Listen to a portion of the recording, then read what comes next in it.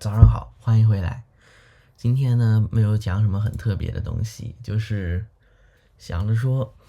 这个视频做了差不多也有1个月了，我想说一直在拿着我这个手上的项目来当这个 devlog 的素材，那没有好好的介绍过它。今天呢的主要目的就是来 tour around 一下，来玩一玩我手上的这个项目，它叫做 Solar Network，app 叫做 Solian。它主要的功能呢是一个 social media、social network 社交媒体，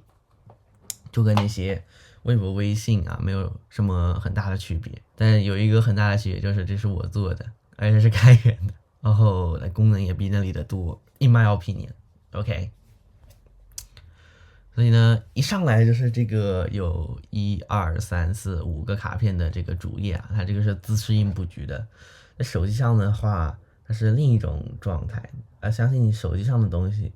手机上的状态，你们在 devlog 上应该看的比较多吧。所以呢，这里有一个每日签到的一个板块，然后签到之后呢，它会随便给你随机出来一个运势，这个就是好玩的。然后给你加一点经验，然后给你加点原点，然后有一个奇奇怪怪的东西啊，这个我没有写多少个数据，所以说它会抽到重复的。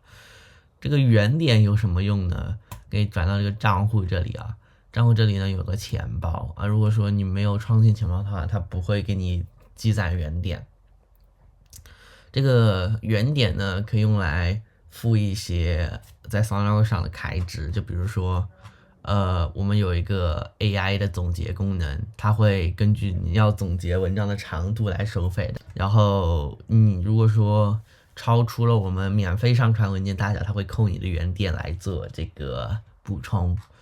我充1万，我要充1万原点 ，OK，我就输你给我们 TP 我就输充1万，然后点这里，然后它会创建一个 order， 然后我要付1万原点，因为这样子的话。1万的话就是100万游戏币 ，OK， 我们直接输我的钱包密码。我现在只剩2万原点了。然后之后呢，我要点这个 After you paid，click here to confirm the payment，OK，一下子成为全世界首富。然后你每天登录呢都可以收到原点，然后就可以把一个一点攒起来 ，OK。那么这里还有一个通知模块，通知模块就是这样子的，然后有些通知可能会有奇怪的东西，然后在 iOS 上的话，它会有一些奇怪的展示。我们之前的那 devlog 第3集也有讲过，那些都是怎么实现的 ，OK。然后你也可以看见它上面有个 tree icon 呢，这个是昨天才新加的，所以有些问题可以点一下这里把它清掉。这里有一个奇奇怪怪的新闻板块，是我们的这个 hypernet.reader 啊，就是 Solana 的这个项目代号是 hypernet。然后这个呢是根据顶数所算出来的一些推荐帖子然后可以点它放大，没什么特别的。然后转到第2个 tab， 第2个 tab 呢就是所有的帖子啊，有这个探索的这个部分，然后这上面是一些小的分类啊，就是分类，未来我可能会做一些 machine learning 的 stuff， 可以用这个分类来更好的区分一些东西。然后这个分类的 tag 呢都可以点，然后点到话会来到搜索帖子，然后搜索帖子这个东西我没有限大小 ，OK， 反正就是有一堆代码不对称的地方。然后这里也有个按钮可以点进去搜索，然后可以根据标签啊分类来搜索，然后可以这里搜提示词，就比如说你。回车，它是模糊搜索，然后它会就是搜索到106个结果，然后0.1耗时多少秒，这个耗时是整个请求的，所以说包括网络相关的东西。这个呢，它会自动截断啊，就是如果这个帖子太长的话，你可以点开来，然后嘣把它炸出来 ，OK， 非常大一个。那么这里底下有一个小小的加号啊，这个加号弹出来呢就是发帖子的部分啦，就比如说你可以。发这个动态就是一个小短片的帖子，或者说你可以写文章，就比如说往下翻一下，就是我的 devlog 的这个就是一个文章是吧？那写 Solana 上的文章，然后文章的话呢，你就可以放很长，然后你可以在中间插这个图片，它就不会有那个底下一栏给你弹出来，就是说这个附了多少个图片，这是一些小的区别。未来这里还会有做一些 QA 相关的东西，我有在计划中。OK，那么基本上这就是整个探索板块的东西，这个是由一个微服务来负责的，这个我们等一下再讲，它的技术架构的时候再讲。然后第3个板块呢，就是我们的 chat 啊 ，chat 的话呢就是聊天，没什么特别的。然后你可以在这里发起一个私信，你可以找个人，比如说我找我们的测试账号，是吧？你可以跟他聊聊天，然后他就会收到一个东西，然后你可以新建一个频道，频道有点像是一个群组的一个概念，然后更多的还是说像是 Discord 的那个频道，然后它可以附属一个领域，然后如果说一个人加入了领域，他就可以叫什么自愿的加入这个领域的所有频道之类的。可以看一下我们的这个立堂，就是我们平常在这里摸鱼，这里可以打 call， 是吧？打 call 的话就是一个视频和语音通话，这个你们应该见过，如果说有看 MyLog 的话，我们就是用这个在做那个录制的。音质呢，我说 in my opinion， 音质比微信好，但是网络连接状态就不确定了，毕竟这个服务器不是我的，我在用 LiveKit 的，然后 LiveKit Cloud， 因为不想去染指那些部署那个还要去做什么，好像还要做什么奇奇怪怪的 DNS 啊之类的乱七八糟的，很麻烦，所以没想搞，直接用他们云服务，还有免费的可以用，很佛心。3个点进来呢，就是这个详细部分啊，你可以管理这个频道有多少个成员，然后可以添加个成员，然后你可以发现这又是一个不对称的时候，然后这个没有用那个账号选择器，晚点我需要改掉的。然后你可以在频道里面显示一个别的其他的名称，知道吧？然后这个你可以设置，你要说警惕，就如果 at 你的话，你还会收到通知，或者说全部给它静音掉 mute 掉。然后编辑频道的话，就是之前的页面直接复用一下，然后删除频道就嘣删除了。OK， 这就是基本上的一个东西了。然后这里还有一个最近才新加的，就是有一个小的 sticker 的东西。其实原本就有这个贴图啊，但是我只加了一个选择器，然后它可以比较方便来输入，是吧？然后这里就是附件，然后它会 OK。然后这就是第3个板块，第4个板块就是账号了。刚刚有小看到一点呢，这个发布者呢，就是类似于频道的一个概念，一个账号可以有多个频道，然后频道呢，管理着所有，就是关联着所有的这个发的帖子。然后像我呢，就是有运营着2个发布者，这个是领域的发布者，这个是个人的。OK。这个我们稍后会再讲的这个领域的部分，然后检举就是检举，没什么特别的。然后验证因子呢也算是一个比较特色的功能，然后待会也会讲到。然后钱包就是原点钱包，设置呢就是账号相关的设置，然后我们也可以编辑账号资料，或者说删除这个账号，然后推出登录，没什么特别的。你可以转到设置来看一下，设置可以调的东西还比较多。像是这个网络部分，你可以换掉我们官方的服务器啊，就是假如说你自己部署了一个实例的话，因为我们所有的源代码都是在 GPL v3 的协议下面进行开源的，你可以很轻松的去部署一个但是没有文档，你要自己去摸索一下，我懒得写。OK， 我比如说我可以点掉这个，就变成旧版的这个。然后这个旧版的话，你应该会在我们不知道多久之后才会出来的宣传片上看到一点啊，因为这个新版是最近加的，所以说之前有一些素材是用旧版录的。主题色也可以换，比如蓝色、绿色、黄色、红色、橙色，乱七八糟，你可以自己设啊。我还喜欢我们的默认的这个靛蓝色，然后你可以自己设啊，这有个颜色转盘可以给你选啊。然后这个的话，你可以把它展开来，就会发现我们就会还要介绍一些其他的功能，我喜欢把它遮起来。透明的顶栏呢，就是透明的，只是很少的时候它会展现透明的，因为像这些滚动的东西，它会滚到里面，然后就这样。那么接下来就来介绍我们的下一个板块领域啊。领域的话呢，之前就稍微涉及到一点，就是在聊天那一部分呢，这个领域呢更多的是帮助同整一些资源。然后也可以以领域的身份来创建一个发布者，来发布一些东西，就比如说我们的这个更新日志啊，我都是以这个身份发的。然后领域呢也会有成员，成员的话可以进入我之前说的成员的话可以在那个领域相关的聊天频道里鬼混，然后你可以自己编辑一下领域之类的东西。然后相册这个板块呢，就是在 Slot 上的一些就是在帖子上面的公开附件，就是你的帖子呢是公开状态的话，它的附件就会被归类到这里，不是只有这么一些啊，只是说 OK 它坏掉了，不要在意这些细节。OK， 好友的话就是好友，然后有一个人还没有通过好友请求 ，yes， 我不知道说什么了。通知就是之前在主页页面看到的那个通知的部分，那么这就是整个 App 在客户就是用户前端会感知到的大部分功能了。那接下来的话，我们就会聊一些相关技术的东西。好，那么来到这个 GitHub 吧，其实平时我不是把我的项目推到 GitHub 里的，我是推到我自己架的一个 Git 里面，是用 Git做的。然后它接入了我们的统一登录，我可以在这里官网上登录账号，然后点 Approve， 然后就嘣登录进来了，非常的爽。这就是用自己写的服务的感觉，真的很舒服。OK， 然后这句话基本上就是所有的东西，还有一些七七八八的，不是 Slide 相关的东西的。就比如说之前也有一期 Devlog 讲的 Road Sign 也是自己写的，然后帮助我们 host 整个官网，然后它的搜联的网页版之类的。那搜联代码呢，就是在这里面，然后 GitHub 上也有对应的镜像，你也去 GitHub 上看。这里的话呢，比较像我内部做一个统整。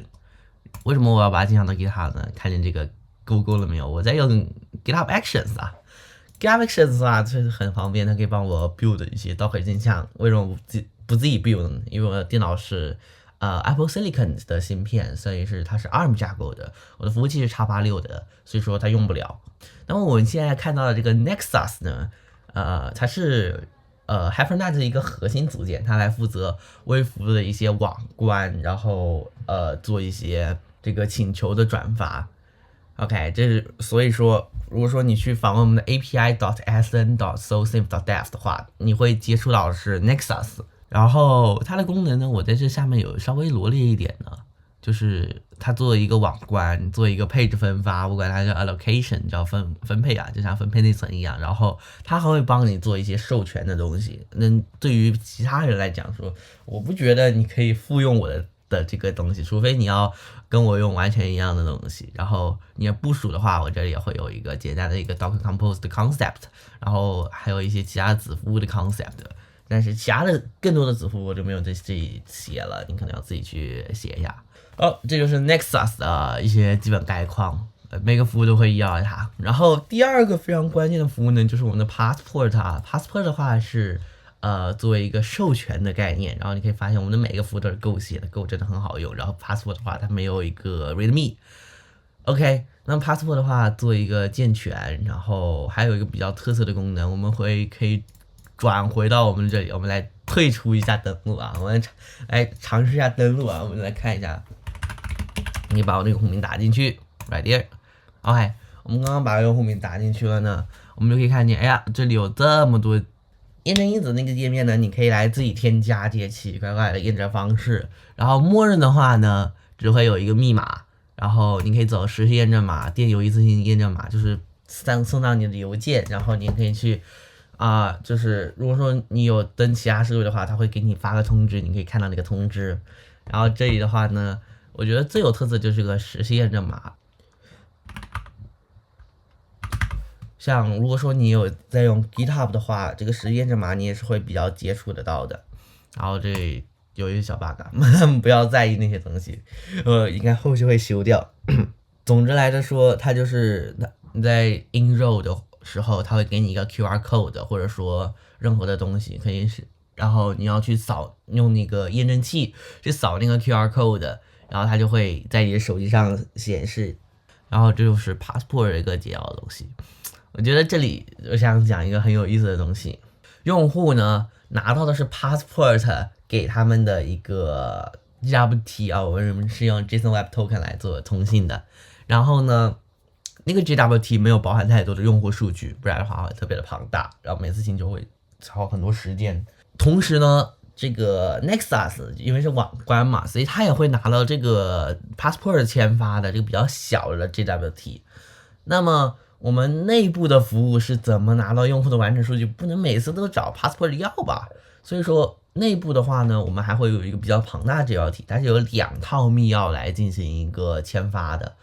OK， 所以说在经过网关之后，Nexus 就是我们的网关读取到这个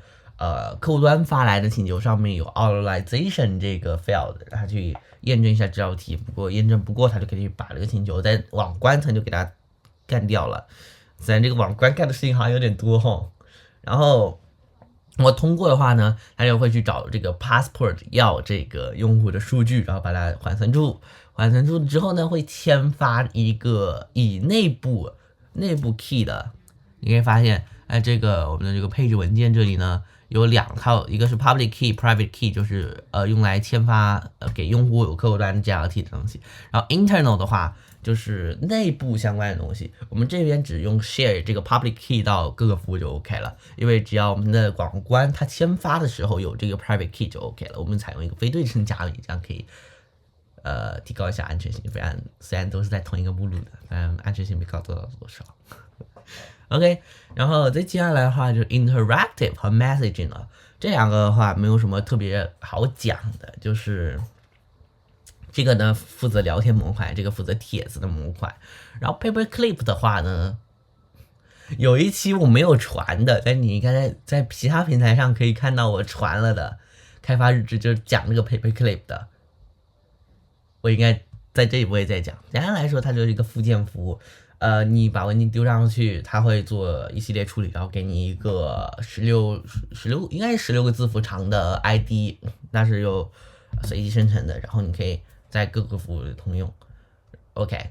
然后当然这还不是全部啊，我们可以来过滤一下这个 service 的话，就是我们客户端代码之前讲过了，然后 wallet 的话也是最近新增的，你可以发现，这个是吧？钱包相关的东西 ，inside 就是我们 AI 相关的东西。哦，对了，那个 AI 功能我还没有show一下。然后虽然说不是写的很好啊，因为我们要做流式传输的话，因为跟着整个我的技术架构有一些冲突，所以不是那么好做。但是你想做还是做到。Reader 的话就是爬虫相关的功能啊 ，Pusher 的话就是我的之前，如果你有看到第3期的 bug 啊，就是那个我们讲过这个 pusher， 就是我推给 APNS， 然后还有谷歌的 FCM 的那些东西。我们再回来一下，这个 reader 呢，第一个负责的就是新闻，第二负责就是链接展开，这也是算是一个比较独特的功能。当然说链接展开，我是有写一篇文章的。对，这有5个月前的新功能 ，OK， 非常的新鲜，5个月前。这个链接展开呢，OK， 就是简单的就是一些爬虫，然后对，就这样，没什么特别可讲的，但是实际上看起来还比较有趣的。然后呢，像我写 devlog 的话例如我们来找这个我之前一直在讲的这个第3篇 devlog， 我们点一下这里，然后点一下这个3个点，有一个获取见解。因为这个缓存过了，所以它不用去再次生成，然后会让 AI 来帮你读一下这篇文章。我们用的模型是 DeepSeek， 但是是用 Ollama self-hosted 的，然后所以说会有一个 AI 思考过程的这个小段，然后它会帮你总结这篇文章主要讲了什么啊，巴拉巴拉巴拉巴拉巴拉。OK， 虽然我不是很会看，因为只有我一个人会在这里写文章，基本上就是 Inside 负责的部分。OK， 这基本上就是我们 HyperNet 所有服务的，虽然说没有多少个呢，还讲了蛮久的。这个项目呢，也陆陆续续的做了有1年了，马上就要满1周年了。至于它上线以来当然我算上我之前在那开发的时候，但这个时间就更久远了。最开始呢，我们还没有在用 Flutter 了，之前还是一个简单的网页版。但是本来说在做这个项目的时候呢，我基本上在不停的重构。如果说有老用户的话，应该感同身受。我时不时要说，我们又要重构了，那最近来说，算是一个稳下脚步的这个 Framework 2.0， 用这一套技术架构自己写的 Nexus 和这一套东西，也算是比较稳定。度过了一个秋冬，所以我想我应该不会再会去推翻它了。那么今天这就是这一期视频的全部内容了。See you next time，拜拜。哦，我还要讲一点啊。